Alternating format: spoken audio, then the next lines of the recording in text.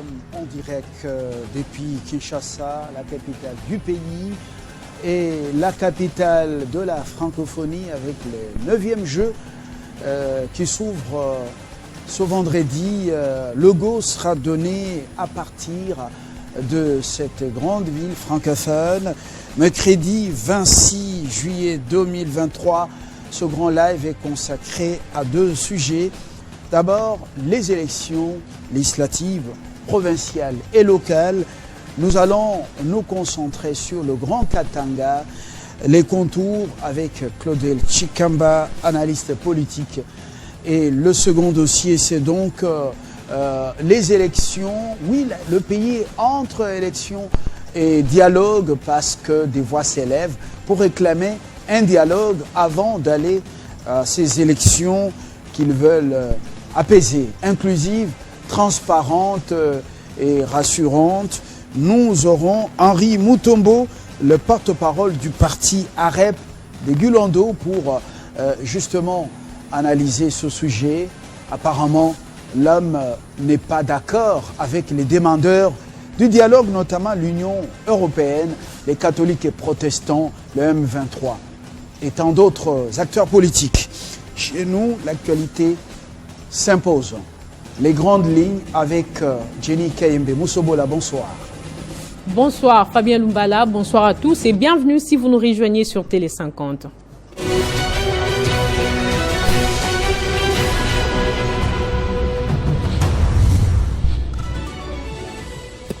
Les habitants de la ville de Butembo ont observé une journée ville morte en mémoire des victimes, notamment des civils tués le 26 juillet 2022, il y a un an dans de manifestations anti-MONUSCO.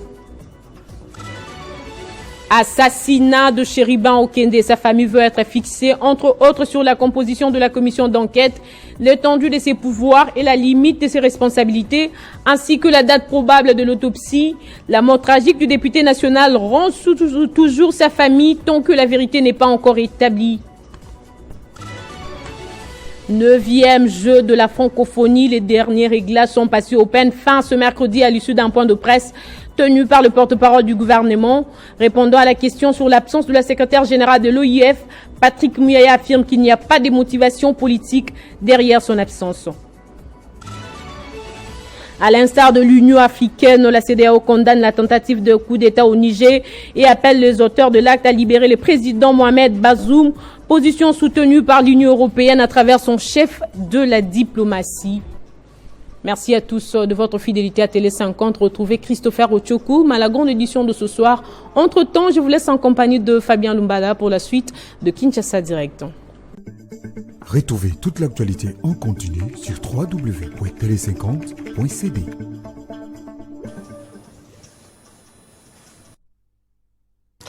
Merci Jenny, vous nous avez fixé pour le journal ce soir, la grande édition vespérale sur Télé 50. L'Afrique, oui, vous commencez à faire la honte. Encore des coups d'État au Niger, après Burkina, après le Mali. Finalement, à quand la sortie de ce bourbier avec des militaires instrumentalisés par l'extérieur dans des coups d'État? L'Afrique en régression.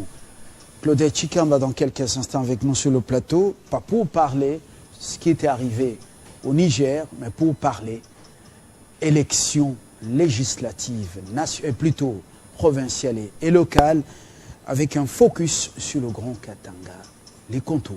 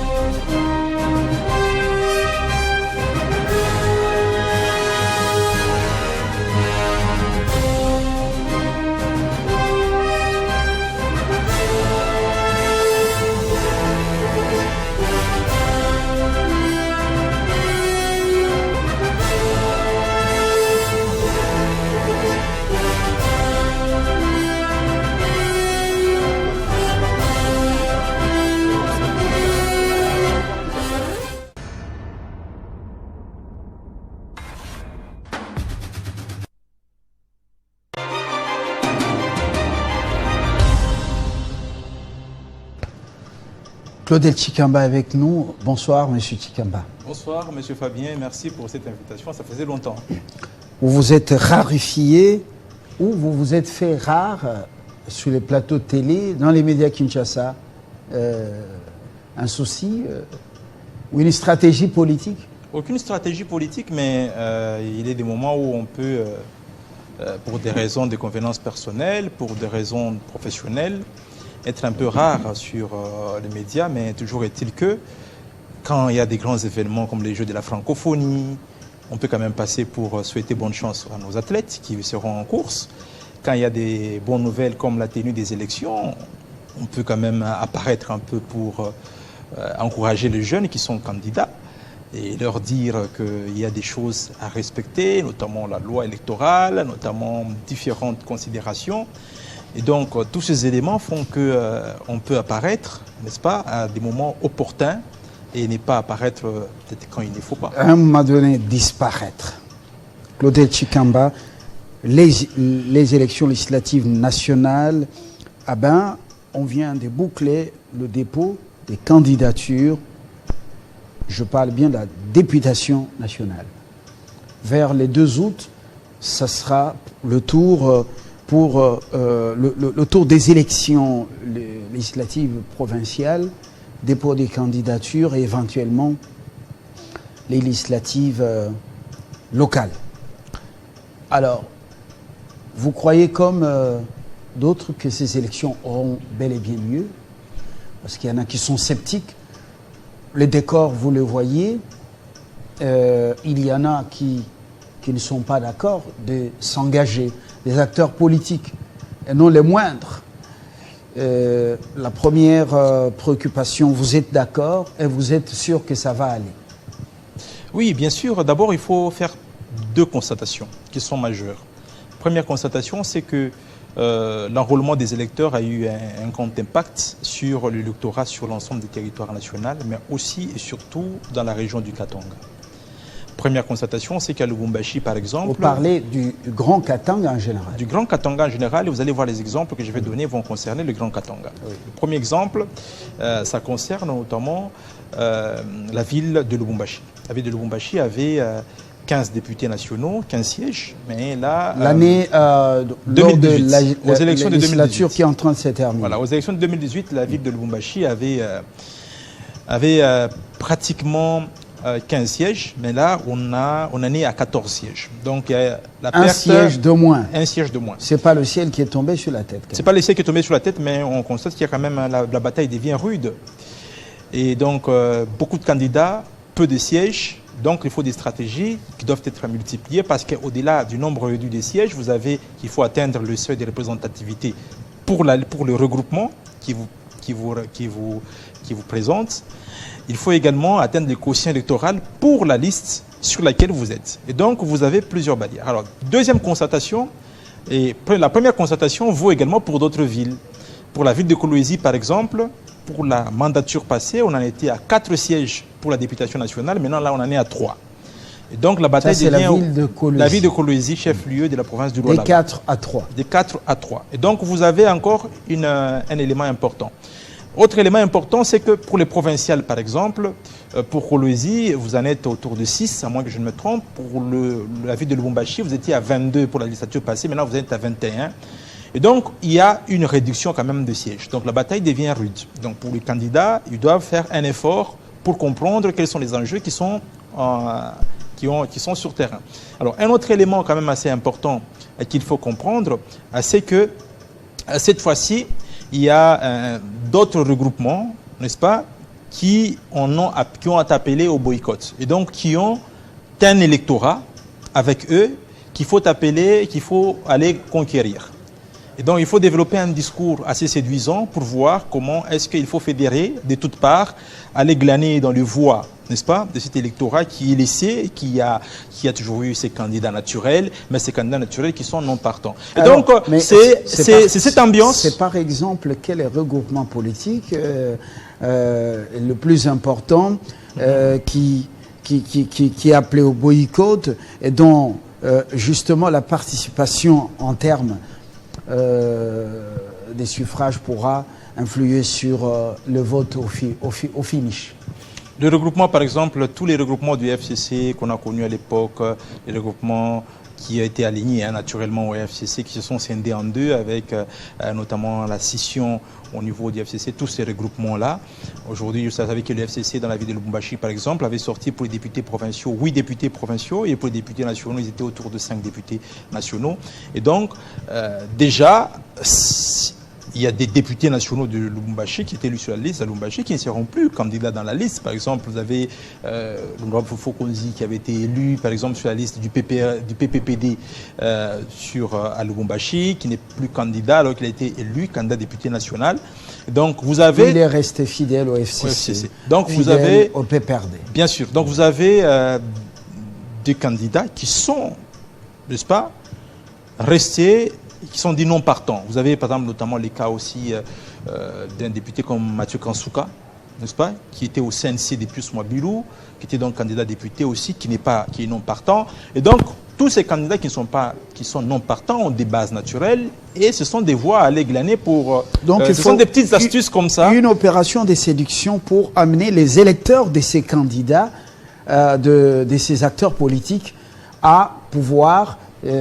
aller aux urnes et se prononcer. Bien sûr, ce sont des petites astuces que nous donnons à ceux qui sont candidats députés nationaux, députés provinciaux, de repérer les bases et voir comment éventuellement, s'il faut glaner ces voix-là et les ramener vers soi, parce que ces électeurs-là... Avec quel discours? Va-t-en-guerre ou bien un discours consensuel, de rassemblement, pour pouvoir les amener à sortir de leur maison et voter dans pour les grands ceux qui sont Katanga, le discours dans la course. Dans les grands Katanga, les discours vont en guerre généralement de ceux qui sont irréductibles, résistants, opposants face au pouvoir, n'a jamais opéré grand-chose. Généralement, dans les grands Katanga, on vote la proximité. Vous avez des députés qui se sont fait élire. Donc parce que c'est pas un vote sociologique. C'est pas vraiment un vote sociologique, mais c'est vrai qu'on pourrait, quand on regarde le nombre de députés, par exemple, que l'UDPS avait eu au provincial, 4 députés quand même à Lubumbashi. Vous avez l'honorable Jean-Louis Kalambangindou, vous avez Thomas Lupata, vous avez des députés toujours à Lubumbashi comme Fabien Moutom, vous avez des députés comme Koko Moulongo. Donc si vous voyez, donc c'est vrai que deux fois, en fait en Afrique, ce n'est pas seulement Lubumbashi, en Afrique, un peu partout, le vote a toujours une connotation, le pouvoir là lui-même d'ailleurs, il a toujours une connotation sociologique. Oui. Donc on se sent proche de tel est proche de moi, par rapport à la famille élargie, par rapport à la coterie, par rapport à la tribu, on vote par rapport à ceux. Donc c'est généralement en Afrique ça se fait comme ça. Mais à Lubumbashi donc cosmopolite, donc il y a une partie de l'électorat qui est dans cette coterie, il y a une partie de l'électorat qui vote la proximité. Ça veut dire, je vais vous donner un exemple. En 2011, il y a M. Mathieu Kikoko qui s'était fait élire député national parce que tout simplement son hôpital qui était situé dans la commune annexe, notamment Katiki Lobé, desservait la population. Il a été élu député national. En 2018, il y a par exemple l'honorable Jean de Dieu Moulenda qui a une très grande ONG Salama qui est dans la périphérie, qui a desservi la population avec des accouchements à 10 000, 15 000, 20 000 Moulenda. francs. Bien sûr, oui. Et les gens se sont reconnus en lui et ont voté. Et donc il y a des astuces comme ça que les jeunes candidats députés provinciaux et députés nationaux et même les candidats députés qui ne sont pas jeunes, qui ont le souci du renouvellement de la classe politique, peuvent emprunter ce chemin-là. C'est important. Très important. Ça, c'est une analyse sans couleur politique. Je dirais même une expertise à donner, loin de plateau télé, à donner aux potentiels candidats en attendant justement que la CENI nous rende publique la liste définitive. C'est très important. Autre élément, autre astuce, nous sommes toujours au niveau des législatives nationales, provinciales et locales. Autre astuce pour... vous avez parlé de la ville de Lubumbashi, Likasi, vous avez parlé de Kolwezi. Kolwezi, bien sûr. Mais vous n'avez pas parlé de Kalemie dans le Tanganyika. Oui, mais... On peut parler de Kamina dans le Lomami. Bon, on prend des exemples qui sont constitués un échantillon assez représentatif parce que les réalités sociologiques, les réalités sont presque les mêmes. Hein. Lorsque vous regardez l'électorat dans les villes, on vote plus ou moins un peu tribu, et plutôt un peu discours, on vote plus ou moins un peu rationalité. Et quand on commence à s'approcher de la ruralité, on vote plus ou moins don, on vote plus ou moins proximité, on vote plus ou moins habitude. C'est un peu le même problème que en dehors. Mais il faut comprendre. Proximité, c'est en termes des interventions sociales. En termes des interventions sociales, comme des œuvres philanthropiques. Oui, exemple, je vais vous donner un autre exemple. Nazem.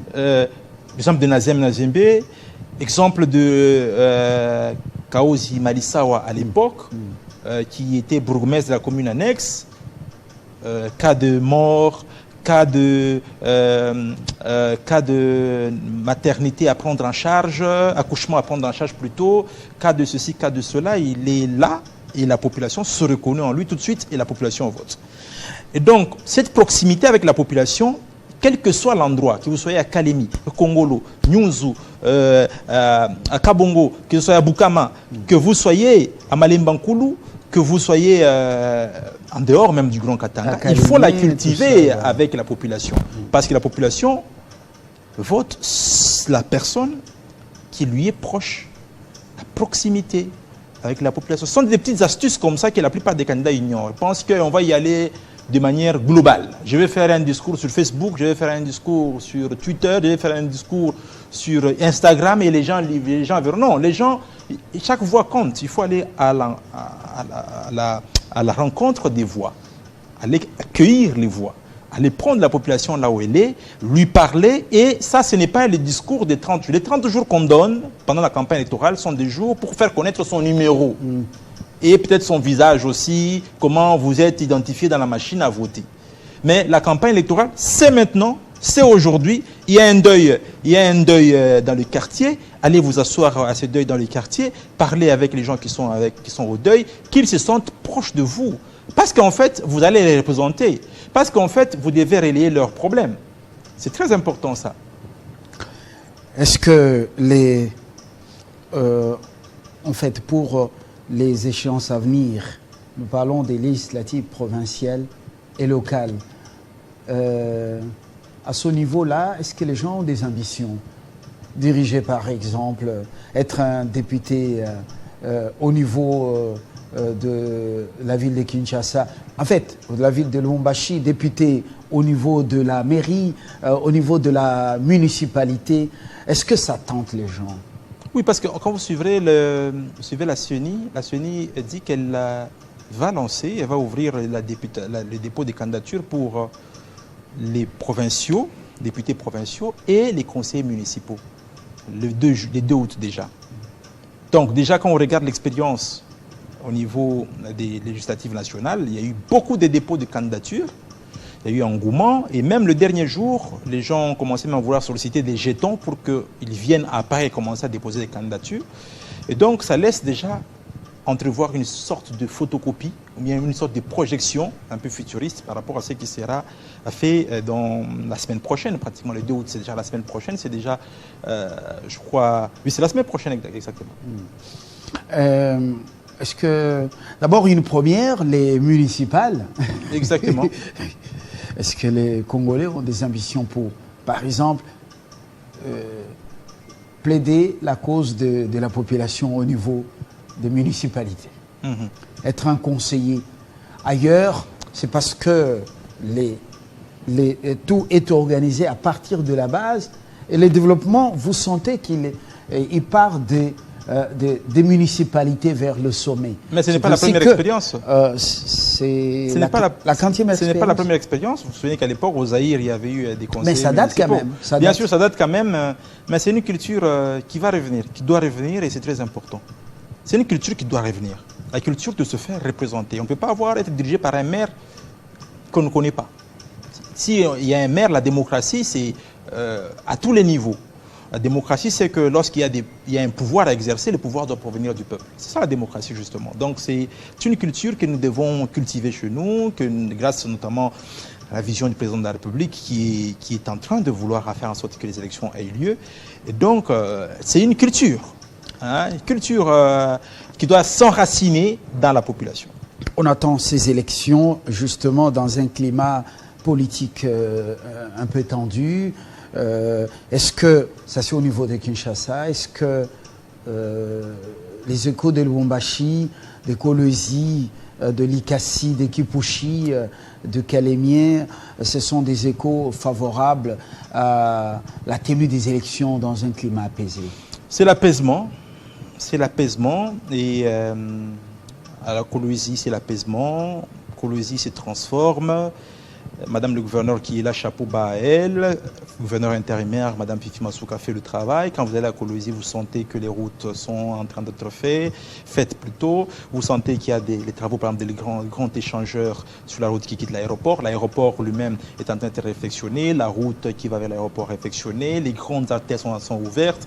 Et donc, il faut continuer. Et le Lualaba n'est pas que Kolwezi. Je crois que le gouvernement provincial a également la politique d'aller à l'intérieur du Lualaba.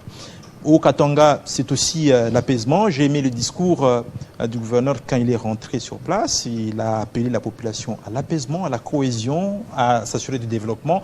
Nonobstant des discours qui peuvent se tenir à gauche, à droite, c'est la vitalité de la démocratie. On entend des jeunes, par exemple, qui peuvent peut-être déraper deux fois, insulter les autorités à gauche, à droite. C'est la vitalité, mais il faut éviter l'injure publique. Donc ce sont des cas isolés. Ce n'est pas une situation... un danger qui guette la ville qui préfère, donc ce sont des cas isolés. Non, quand on sent que les institutions sont là, elles fonctionnent normalement, si le gouvernement fonctionne normalement provincial, l'Assemblée provinciale fonctionne normalement, il n'y a pas de problème, n'est-ce pas? Il n'y a pas de problème, donc il faut beaucoup plus encourager les acteurs politiques à privilégier la paix. Les acteurs politiques, pour ceux qui sont de l'Union sacrée, à préparer la campagne du président de la République et à être dans une entente. Et cela passe par le respect de l'autorité établie, cela passe par la réconciliation s'il y a des différends, comme là, par exemple, si telle ou telle autorité ne s'entendent pas, ils peuvent se réconcilier pour le bien-être de la population, pour que les choses aillent de l'avant. Et donc, moi, personnellement, j'apprécie le discours rassembleur, de se consacrer sur le développement, de voir la concorde, de voir le vivre ensemble, c'est très important, parce que s'il y a une poignade au niveau de ceux qui dirigent, comment les choses vont aller de l'avant. Le vivre ensemble. Le vivre ensemble. Très, très important. Mais au-delà de vivre ensemble, des appels à l'apaisement, à la cohabitation pacifique, Claudel, il y a un souci là. Les gens sont quelque peu secoués par cette nouvelle selon laquelle on a appréhendé des tonnes et des tonnes de minerais qu'on a saisis, qu'on a amenés quelque part et puis portés disparus. Bon, un flou artistique là. Et puis un ministre provincial était même déjà parti, arrivé à Kinshasa. Est-ce que ça ne donne pas des soucis aux Congolais de cette partie du pays? Alors que nous allons vers les élections, ils voient que il y a quand même un flou artistique dans la gestion, dans la gouvernance du Haut-Katanga. Non, le calme doit régner, le calme doit habiter la population, dans la mesure où d'abord le dossier, on ne peut pas le commenter ici parce qu'il est déjà entre les mains de la justice. La justice a émis des actes, la justice a posé des actes, la justice a appelé les uns les autres pour entendre. Et donc, un dossier qui est déjà au niveau de la justice, on ne le commente pas. On le suit de près, on voit comment il est en train d'être administré au niveau de la justice, et c'est ce qui nous intéresse ici. Ça, c'est très important. Pour le reste, de soucis de gestion, je ne pense pas, mais plutôt, je constate qu'il y a plutôt le développement qui est en train de se faire. Alors, puisque les autorités s'engagent dans une voie de clarté, une voie de transparence, ça, c'est très important. C'est très important parce que les autorités veulent rendre des comptes. Elles sont là, la justice les appelle pour poser des questions, elles répondent à la justice et la justice, au moment opportun, va donner les conclusions. Donc il n'y a pas la clameur populaire. Non, il n'y a pas de clameur, il faut laisser à la justice de faire son travail. Il faut faire confiance à la justice. Par contre, pour les autorités elles-mêmes, pour celles qui sont devant la justice, elles doivent être dans la retenue. c'est-à-dire ne pas faire des déclarations à l'emporte-pièce, ça et là. Je crois que c'est important. Voilà ce que je peux donner comme commentaire sur la question. Claudette Chikamba, question de curiosité. De plus en plus, c'est un homme assagi, c'est un acteur politique qui est dans la maturation. C'est un homme très attaché à la République, à la patrie, avec un discours très équilibré. Quel est le secret? On sent que c'est une autre rentrée médiatique. Il ne s'agit pas encore d'une rentrée médiatique, il s'agit d'une intervention ponctuelle, dictée par la nécessité d'encourager les candidats députés nationaux, des candidats députés provinciaux. Pour la plupart, ce sont des jeunes avec lesquels nous avons évolué, nous évoluons. Nous avons pris une sorte de, pas de retraite, mais de break dans nos interventions télévisées, dictées par la conjoncture, de ce que nous faisons pour le moment. Mais nous pouvons quand même être de temps en temps sortir de notre réserve pour essayer, n'est-ce pas, de donner ce que l'on peut pour que la République aille de l'avant, pour que les choses avancent comme il se doit. Je profite pour vous remercier de l'invitation que vous avez bien voulu m'adresser, parce que vous m'aviez dit tout le temps, mais vous avez disparu, qu'est-ce qui se passe? Oui, mais on n'a pas compris. Vous avez pris une retraite. Vous n'êtes plus dans les radars de nos médias. Ça donnait des soucis. Maintenant, nous sommes très apaisés. Vous investissez dans les conseils aux potentiels candidats, parce que jusque-là, aucune liste définitive. Et puis, vous leur apportez un appui et des conseils. C'est une très bonne chose. Nous vous en remercions. Merci pour l'invitation. Claudette Chikamba, analyste politique, vous le savez aussi, c'est un juriste. Il est passé par les médias, donc il continue à garder cette casquette. Très bonne soirée.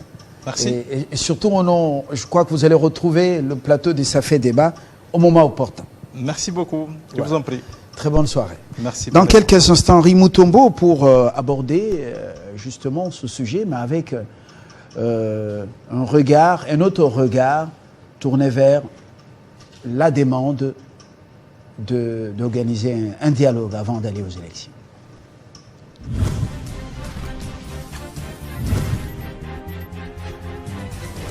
Papa Jean-Marie Kassamba, en tout cas, félicitations. Malaza Congolais, n'a pas d'Angola.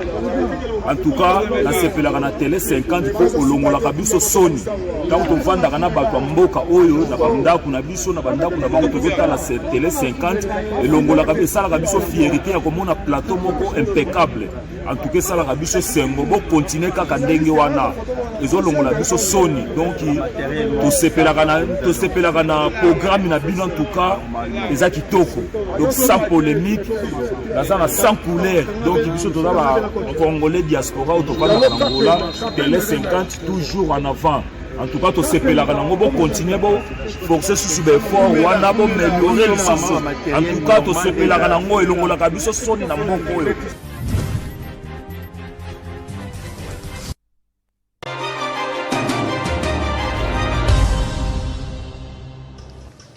Henri Mutombo avec nous, bonsoir. Bonsoir Monsieur Lumbala, et très content de retrouver ce plateau, ce beau plateau par lequel je ne suis pas passé, je puis dire, plus d'une année. Ben parce que vous êtes très occupé maintenant, depuis que vous avez décidé de rejoindre Guilando Mboyo au sein de la REP, et puis du coup, votre expertise a été mise à profit.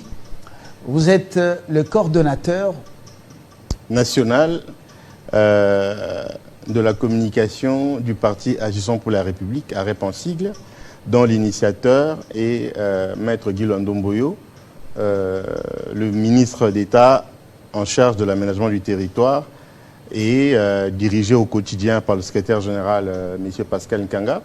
Et nous avons, vous savez, le ministre, il est l'initiateur, mais il ne peut pas gérer le parti. Et le parti est géré par un président, en la personne de Maître Jérôme Mukendi. Donc voilà comment est structuré notre parti. National. Donc, un parti national installé dans toutes les 26 provinces de la République démocratique du Congo, aussi aux États-Unis, en France, en Belgique, en Afrique du Sud et en Turquie. En un rien de temps, là. En 2 ans, donc, nous avons bénéficié de l'aura de notre initiateur du parti, Maître Guy Ndomboyo. Souvenez-vous qu'il a d'abord lancé Ouidal dans le cadre de la philanthropie. Oui, et c'est ce qui a... beaucoup le connaissent par le plateau de Jean-Marie Kassamba. Voilà. Guilondo n'est plus quelqu'un présenté, Henri Mutombo. Vous faites partie d'un regroupement politique lequel? Nous avons Agissons et Bâtissons. Et nous avons, voilà, c'est Agissons et Bâtissons. Non, non, non. Nous, non, pas du tout. Nous sommes conscients de notre cohérence politique. Nous sommes conscients également de notre sincérité politique. Donc, nous ne sommes pas répartis dans tout ce que nous avions fustigé dans les années antérieures. Donc nous, c'est le parti Action pour la République et on a une plateforme Agissons et Bâtissons. Très bien. Vous êtes de l'Union sacrée. Tout à fait. Des voix s'élèvent. L'Union européenne semble donner de la voix. Et il y a également les religieux qui conseillent ces dialogues. Il y a les acteurs politiques dont que vous connaissez très bien. Il y a le M23, la milice du Rwanda, des Kagame, qui réclament aussi le dialogue. Alors que nous allons vers les élections, pratiquement, vous avez réfléchi à cette proposition, à la conscience? Messieurs Lumbala, je regarde votre caméra, je parle à nos téléspectateurs, je parle à l'âme de la République. Vous savez, le Congo a déjà connu des dialogues. Et j'ose espérer que là, maintenant, en 2023, nous ne pouvons pas prendre des choses qui ont été faites dans un contexte précis et les ramener dans un contexte qui n'est pas approprié pour organiser un dialogue. Je prends le dernier dialogue que le Congo a connu, celui de 2016-2017.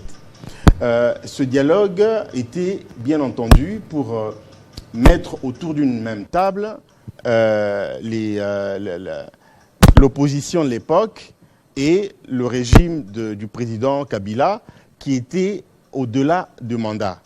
Parce qu'en 2016, le mandat du président Kabila avait pris fin et étant entendu que les élections n'ont pas été organisées, c'est pour cette raison que le président Tshisekedi, notamment, paix à son âme, avait appelé à ce dialogue pour pouvoir, évidemment, mettre tout le monde ensemble, voir comment est-ce qu'on allait organiser les élections inclusives, transparentes, et ainsi de suite.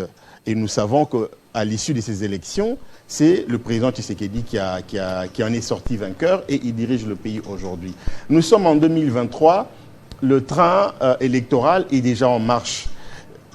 Tout le monde a été appelé à participer à ces élections. Mais il y en a qui ont, dans leur propre chef, estimé qu'ils ne prendraient pas ou qu'ils ne prendront pas part à ces élections. Alors, on ne va pas, nous, un pays sérieux, un pays démocratique, ayant un régime, un gouvernement légitime, un chef de l'État légitime au sommet de l'État, aller commencer à ramer derrière les incantations des personnes qui savent pertinemment qu'ils vont perdre les élections avec leur soutien. Moi, je vais vous poser une question. Comment vous entrez dans l'esprit de tous les Congolais pour dire, voilà, ces gens vont perdre ces élections? Et j'ai posé une question pertinente. Est-ce que vous avez déjà pensé ou réfléchi à la proposition? Quand vous dites nous, moi je ne suis pas membre du gouvernement, je fais partie d'un parti politique. Non, je ne parle pas du gouvernement, je dis les moi, partis, les forces politiques de l'Union sacrée. Il n'y a pas... Membre de l'Union sacrée. Tout à fait, à ce que je sache. Partie prenante à ce processus électoral. Vous savez, vous êtes un grand journaliste. S'il y avait une telle réunion où l'Union sacrée a levé l'option d'aller ou pas au dialogue, on l'aurait su. Mais moi, je vous dis ceci. Nous, à AREP, parce que tout récemment, au cours d'une réunion avec notre initiateur du parti, l'option levée, c'était aller aux élections. Monsieur Lumbala, tout à l'heure, vous m'aviez cité les M23 faisant partie de ceux qui demandent le dialogue. Mais qui ne sait pas que le M23, c'est les Rwandais, c'est l'armée rwandaise déguisée en rebelle pour venir agresser la RDC. Les M23, c'est des Congolais. On ne va pas accéder à la demande d'un peuple étranger. Les M23 sont des Congolais. Non, les M23, c'est des étrangers, c'est des Rwandais. C'est l'armée rwandaise qui agresse notre nation, selon les velléités expansionnistes de M. Kagame. Les rapports des Nations Unies, différents rapports des Nations Unies l'attestent. Il y a même le livre de Charles Onana qui a publié dernièrement, l'Holocauste congolais, dans ce livre, il y a des pages qui disent clairement que ces Rwandais, anciens CNDP, M23 aujourd'hui, on ne peut pas accéder à leurs demandes. Vous me parlez de l'Union européenne avec certains princes de l'Église qui demandent le dialogue avant les élections. L'Union européenne, je prends la France. Dernièrement, il y a eu des grandes manifestations. D'abord des gilets jaunes au premier mandat de M. Macron. Là, tout récemment, des grandes manifestations pour la réforme de la retraite. Il y a eu des casses, il y a eu des désordres. Est-ce que l'Union européenne avait demandé à la France de se mettre autour d'une même table avec les Mélenchon et autres pour organiser un dialogue? Je prends l'exemple du Sénégal avec Ousmane Sonko. Il y a eu des morts, il y a eu des manifestations de l'opposition qui ont été réprimées par le régime sénégalais de Macky Sall. Est-ce qu'on a demandé aux Sénégalais de ne pas organiser des élections pour passer au dialogue? Nous ne pouvons pas faire marche arrière. Vous savez, le Congo doit changer de trajectoire. Nous devons changer le statut de notre pays. Ce pays, quand je dis changer de trajectoire, nous devons sortir de ce trajectoire de légèreté.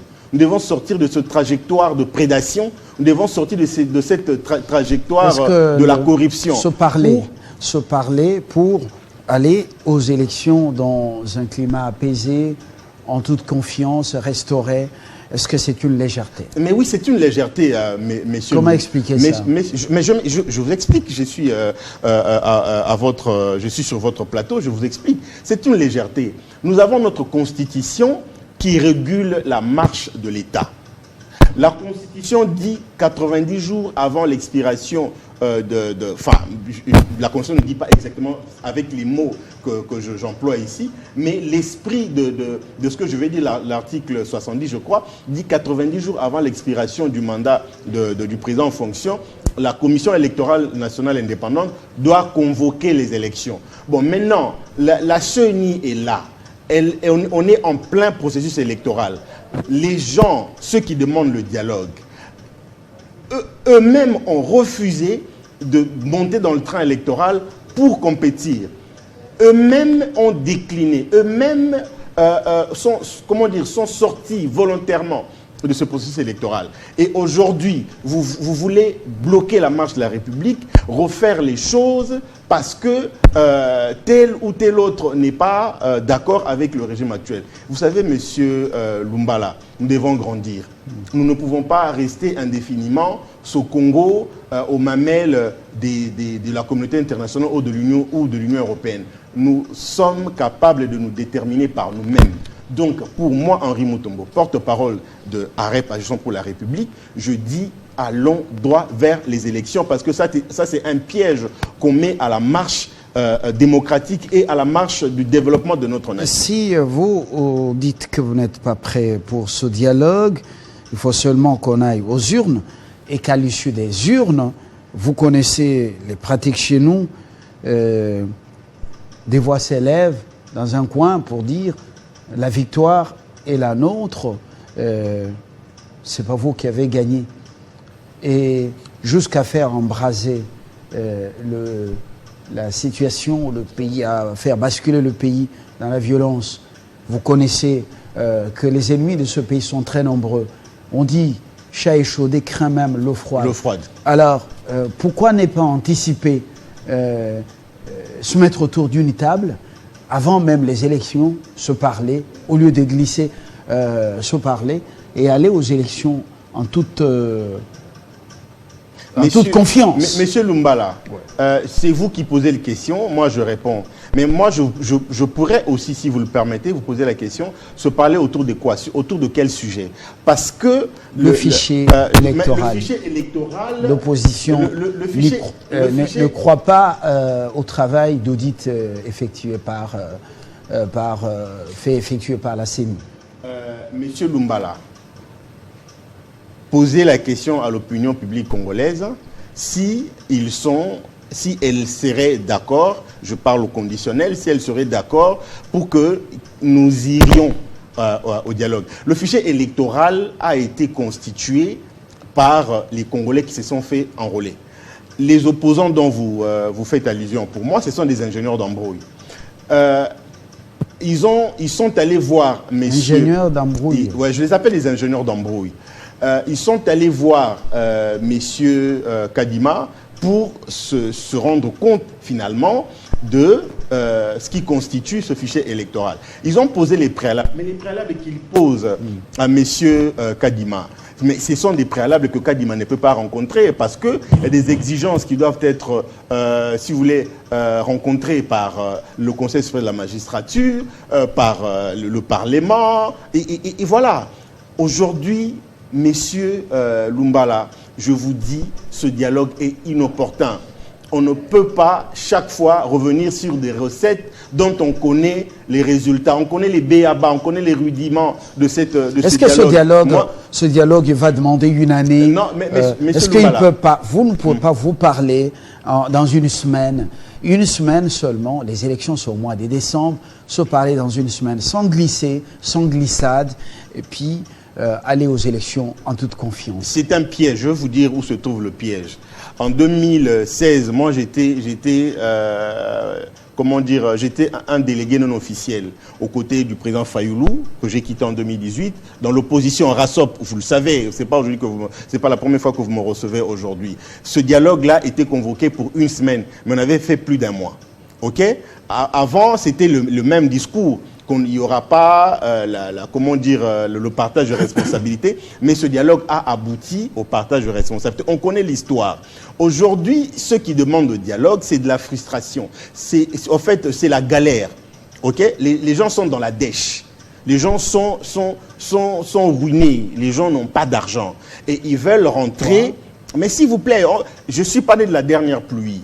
Ils veulent rentrer dans cette affaire-là pour pouvoir avoir un chapitre pour comment participer au gouvernement et avoir les moyens pour aller aux élections. Cette fameuse Union européenne, c'est parce qu'elle voit que la RDC, tenue de main de maître par Félix Tshisekedi, est en train d'aller sur une bonne direction, et c'est pour cette raison qu'ils veulent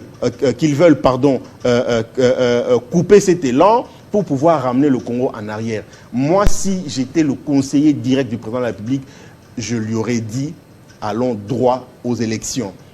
Parce que, rappelez-vous, il y a un des opposants ici qui avait dit qu'ils vont semer le trouble dans le pays, ils vont semer la zizanie pour que les investisseurs ne viennent pas, pour que Tshisekedi n'ait pas la possibilité de diriger le pays. Donc, nous connaissons les jeux et les joueurs.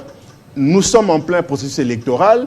Ce que nous demandons au ministère des Finances, c'est de donner les moyens à la CENI d'organiser ces élections. Ceux qui ont accepté de prendre part à ces élections iront aux élections. Ceux qui ont boycotté, ils restent, ils attendront le processus électoral de 2028. Rappelez-vous, Monsieur Fayoulou, rappelez-vous, vous connaissez très bien, Lumbala, de que 2006. Vous avez côtoyé comme président national du parti. Vous l'avez vous-même rappelé, il dit que si nous allons aux élections dans ce contexte, c'est pour accompagner le régime de Félix Tshisekedi à la victoire pour un second mandat. Mais c'est inévitable que Tshisekedi gagne ces élections. Inévitable. C'est inévitable. Vous avez déjà parlé avec tous les Congolais. Je vous donne quelques exemples. Vous avez parlé avec tous les Congolais, vous ont dit que c'est inévitable. Il n'est pas... Ou bien c'est ce que vous faites croire au président sortant Tshisekedi. Non, nous ne le faisons pas croire. Oui. La réalité, elle est là en face de nous. J'ai donné ce calcul politique, cette mathématique politique ailleurs, je la donne ici. Tshisekedi en 2018, il est élu à plus de 7 millions de voix. Il va consolider son capital électoral. Il perdra peut-être 2,5 millions des personnes qui certainement ne sont pas d'accord ou contents de son bilan. Oui. Il en reste 5 millions. Je prends 20 millions des parents dont les enfants ont bénéficié de la gratuité de l'enseignement. Il y aura peut-être 5 qui vont dire 5 millions, qui vont dire non, malgré qu'il a matérialisé la disposition constitutionnelle sur la gratuité de l'enseignement, c'est l'argent du trésor public. Il y aura peut-être 5 millions qui ne voteront pas pour lui. Il y aura 15 millions. Avec les 5 millions qu'il aura consolidés du processus électoral de 2018, ça fait 20 millions. Je prends M. Guy Londomboyo, qui est un allié, un lieutenant du chef de l'État, un collaborateur qui, au Grand Équateur, M. Glando est un grand leader, pourra lui apporter peut-être 4 millions. Je prends, ça fait quoi? 24 millions. Je prends le président Kamere, le président Bemba, le président Bahati et tous les autres qui sont dans l'Union sacrée, Mbosso, ils peuvent lui apporter même plus de 10 millions, disons 10 millions. Ça fait 34 millions de voix, M. Lumbala. Vous prenez le fichier électoral, 43 millions, moins 34, ça reste quoi? 9 millions. Les 9 millions, c'est pour l'opposition. C'est pour cette raison qu'ils ne veulent pas qu'on nous allions aux élections, parce qu'ils savent qu'ils perdront. Vous vous êtes transformé en statisticien. Je le suis. Hein. Un économiste, ça fait la... moi, je suis ingénieur commercial, donc c'est l'économie. On fait les statistiques. Et voilà. Bon, ce sont des calculs, ce sont des statistiques discutables. C'est discutable, mais c'est pas loin des réalités que je viens de dire. Monsieur Lumbala, vous pensez que ceux qui sont sur l'avenue Elinguessa, ceux qui sont sur l'avenue Elinguessa, depuis 60, ils n'ont jamais vu une voie asphaltée. Le jour du vote, ne prendront-ils pas le bulletin de vote en faveur de Tshisekedi pour mettre dans l'urne? Mais alors, ceux qui peinent à avoir un morceau de poisson chinchard et une boule de foufou dans l'assiette, ceux qui peinent à acheter un pain pour faire un petit déjeuner, et ils vont toujours le faire aveuglement, sans problème. Monsieur Lumbala, oui. Même la Bible, Jésus le dit, les pauvres, il y en a et vous les aurez toujours. Nous ne sommes pas le seul pays où il y a les pénibilités sociales. Vous êtes intellectuel, regardez partout, le choc économique a fragilisé, si vous voulez, les économies de toutes les nations du monde. Il y en a qui sont dans la suffisance, il y en a qui ont qui ont plus même, et il y en a, malgré le surplus, il y en a qui continuent à toucher aux caisses de l'État. Et puis, vous connaissez notre justice, ils sont arrêtés, ils sont purifiés, lavés. Heureusement, ce n'est pas avec de l'eau de Javel. Vous connaissez ce qui se passe. Mais monsieur Fabien Lumbala, moi ce que je voudrais vous dire ici, il faut regarder la volonté politique du gouvernement en place. Le chef de l'État, Félix Tshisekedi, avec le Premier ministre Sama Lukonde, se battent au quotidien pour pouvoir renverser la vapeur, pour pouvoir changer le paradigme, de sorte que notre pays, que nous puissions manger à notre faim, nos terres, 80 millions d'hectares de terres arables, comme le président de la République l'avait dit, que les sols puissent prendre la revanche sur le sous-sol. Cette démarche est en pleine application, donc donnons le temps au chef de l'État, et nous, à AREP, Agents pour la République, nous nous battons pour sa réélection, de sorte qu'il puisse matérialiser, ou si vous voulez, finaliser toute sa vision politique en faveur de la RDC. La RDC, avec le président Tshisekedi, a déjà pris une très bonne trajectoire. Il faut le laisser continuer dans cette allure pour que ce pays puisse se transformer et que la vocation de la RDC, celle du leader africain, puisse se matérialiser. Henri Mutombo, je vous remercie. Je rappelle que vous êtes le porte-parole du parti Agissons pour la République Arepa de Guy Londomboyo. Le parti n'est pas à Guy Londomboyo, il en est l'initiateur. Le parti, c'est pour tout le monde. Pour les gens de l'Est, du Sud, du Nord et de l'Ouest. Les Baluba, les Bakongo, les Baswahili et les Bangala, tout le monde. Ce n'est pas son parti, mais c'est le parti de Congolais. Voilà. Comme vous maîtrisez les 4 langues nationales, cette expertise a été capitalisée pour être le porte-parole du parti. Henri Mutombo, c'est lui qui a quitté Martin Fayulu. Vous revenez sur l'ancienne histoire. Ça fait plus de 5 ans que j'ai quitté les idées, M. Après ce bon live sur le journal, et retrouver la rédaction avec plaisir. Bonsoir chez vous.